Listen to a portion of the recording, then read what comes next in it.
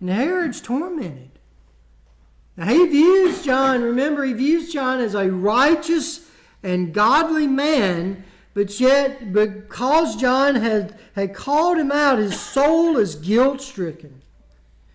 The imprisonment of John reveals a man trapped in moral turmoil. Verse 20, he is greatly perplexed because John's words found pleasure in him.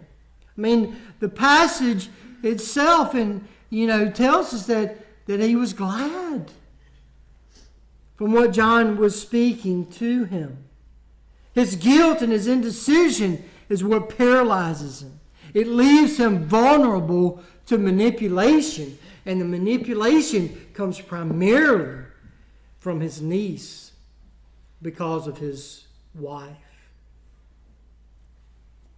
Herodias, nursing this grudge against John, sought his death. Her hatred exemplifies how unrepentant sin can metastasize into consuming bitterness.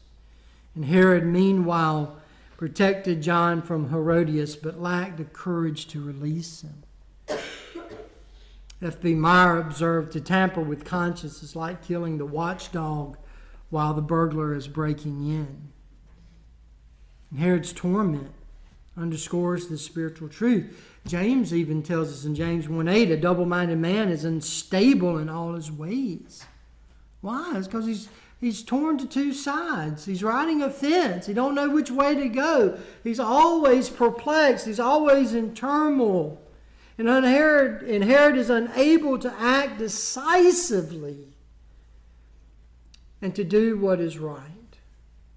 And it's a cautionary tale for all who struggle with guilt and indecision. Herod's failure to heed his conscience and repent led him to moral paralysis and deeper sin.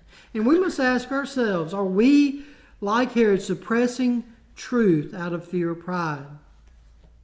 Or are we consciously standing up, courageously standing for righteousness?